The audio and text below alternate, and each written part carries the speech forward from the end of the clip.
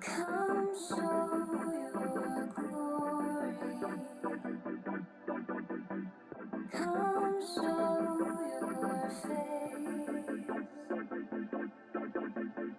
Come light a fire in us. Breathe on this place.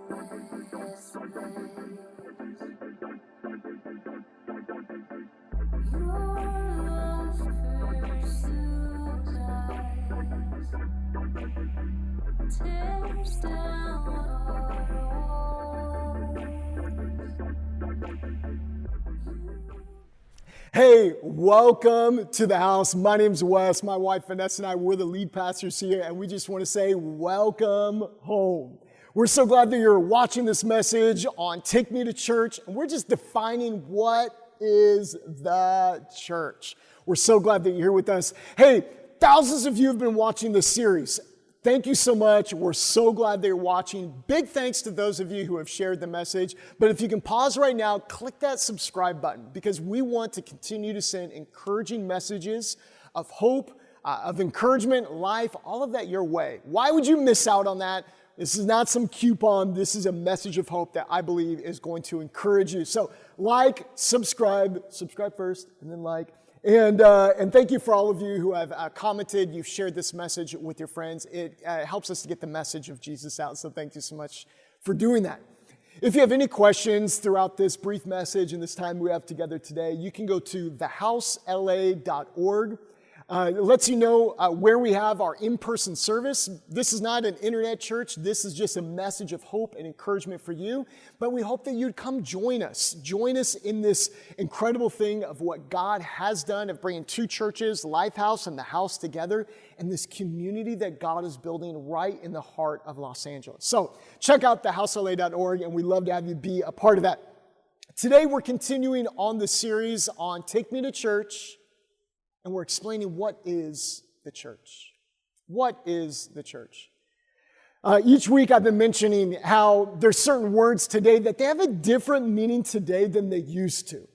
They have a different meaning today than they used to. I mentioned the word boat. For some people, when I say boat, they think of like maybe a little ski boat, maybe a rowboat, maybe one of those double rowboats like that. How about a gondola, in Venice? I got a friend in Venice right now, and I'm seeing all the pictures and going down the Venetian canals and someone singing like, "This is the night." I don't know what, that's Lady and the Tramp, And they're going down the gondola, and some of you are bougie, and you see a yacht in your mind, and you go, when you say boat, Wes, that's what I want. That is the only boat that I'm going on. If there's a canoe, if there's a row, I'm out. I want that kind of boat. That is yacht, and you're bougie, and I love you, and you're welcome here, and that is awesome. Okay, but what we're explaining is what is the church? Because if we take that same level of thinking of what is the church, some of you think of, that's a place I go when there's a wedding, funeral, when there's a crisis, that's where we all go. We show up at a prayer meeting. The church is a place where I'm not welcome. Church is a place that is cold and stuffy. Church is a place that's got all these rules and regimented life. For some people to say church is life. Like, man, I go there and I've got friends. I've got community. Man, church, for a lot of people, they say church is where I found God. So we have all these definitions. What is the church?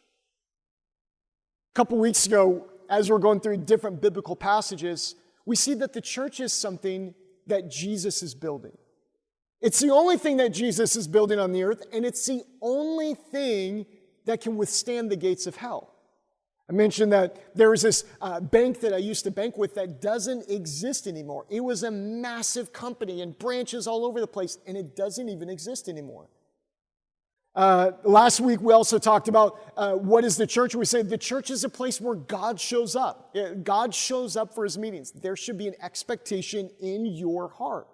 Today, I want to turn your attention to the book of Revelation, chapter number 7. What is the church? Now, John the Revelator, he's exiled onto the island of Patmos. During that time, the Romans, they tried to kill him. They tried to boil him in oil. He didn't die. So they said, man, we can't seem to kill this guy. Let's exile him to an island. And on this island, in his scarred, persecuted body, he has what we call now the book of Revelation. He has this open heaven vision of God, of the future, of Jesus at the right hand of the Father. And so that's where we get the book of Revelation. And chapter number 7 tells us a story where he is literally in heaven and he sees heaven. He says this, "After this, I saw a vast crowd, too great to count." How beautiful is that?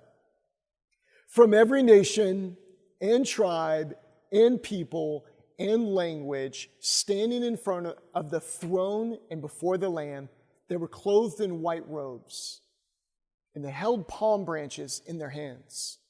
And they were shouting with a great roar, 'Salvation comes from our God who sits on the throne and unto the Lamb.'" When John describes what he sees in heaven, one of his descriptions is not about bank accounts. He never once describes, he says, "All right, this is what heaven looks like, man. It's a bunch of people from this class of society." When John describes heaven, he says it's people from every nation, every kindred, every tribe, every tongue. You know, when we started our church, we kept saying this phrase, "Hey, you are welcome here no matter your background, no matter your beliefs, no matter where you're at on your journey." Some people, they come in super spiritual, super saved, praying all day. You're amazing. We love you. Come on in. We got work to do. Other people come in questioning. Other people, they're not sure if they're welcome. And we'd say, hey, no matter your background, no matter your beliefs, you're welcome here. Because church is a place that is for everyone. Oftentimes when I'm inviting people to church, because I invite people to church all the time. You know, you're in LA and people say, "Hey, so what's your name?" "Oh, cool. Hey, what do you do for work?" And I just usually smile and say, "Hey, my wife and I, we're pastors at a church. We're pastors at a church." And they go, oh man, I would never, I could never go to church. And I was like, well, why? "Well, you know, I'm on my 5th marriage." Well, actually, one of them wasn't really a marriage. We got it annulled. We did this, and I could never go to church. "Maybe you'll do my funeral sometime, Pastor, but I could never go to church." Or someone says, "Well, I come from this kind of religious background." I go, "Oh, that's so great. Are you practicing?" "Well, no, I'm not. I'm not practicing, but that's kind of like, that's my background. That's my heritage." Other people say, "Oh, I can never go to church because I come from this cultural background." And to every single person, I give the exact same response. I go, oh man, that's great." They go, "What?" "So you would fit in perfect at my church. You would fit in so, bro, you gotta come. You would fit in perfect." They go, "Me? But I told you I'm an agnostic." Man, come on in. You would fit in perfect. Someone else may say, "Oh, I won't fit in because I'm a male, or I'm a female, or I come from this, racial background, or I come from this language is my primary language." And to all of them, I say, you would fit in perfect. And here is why. When John describes heaven, the throne room, the very presence of God, he says every nation, every kindred, every tribe, and every tongue. As we define what is the church, I want you to think this phrase, write this phrase, tattoo it on your arm. The church is for everyone. The church is for everybody. The church is for everybody. And not only is the church for everybody, but this church is for everybody. Another way to say it, this church is for you. This church is for you. What excuse would you give yourself of maybe why you wouldn't fit in or why you don't feel like you would be welcome? Maybe it was a bad experience. Maybe it was a bad relationship. Maybe something kind of fell through or something happened that you go, I don't know how I'm going to recover from this. To whatever you would say, I would respond back, no way. I go, you would fit in perfect here. Because the church is for everybody, and this church is for everybody. This church is for you.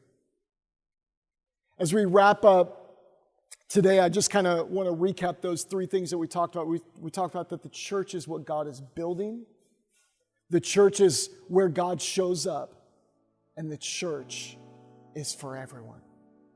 Jesus, I thank you for all my friends watching this message right now. I pray that they would feel so welcome and wooed in by your Spirit. Jesus, you are with them. Jesus, you are for them. You're building your church, and your church is for everybody. In Jesus' name, amen.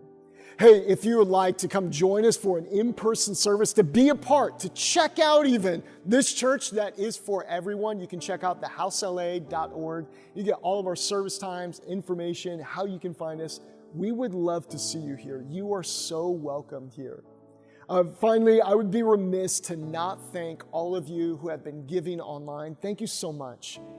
Thank you so much for partnering with us in your generosity. Even though it may not feel like a lot to you, it actually feels, we feel it. It means a lot to us as a community, especially as lots of people give just their little piece and they bring it to God as an offering or as a step of obedience in their tithes, and they just go, hey God, I want to bring you my best. I just want to say thank you so much. It helps us get the message of Jesus out. Hey, I look forward to seeing you next month, November. It's here, you guys, the month of November. I look forward to seeing you here, whether online or in person. God bless, and we'll see you back soon here at the house.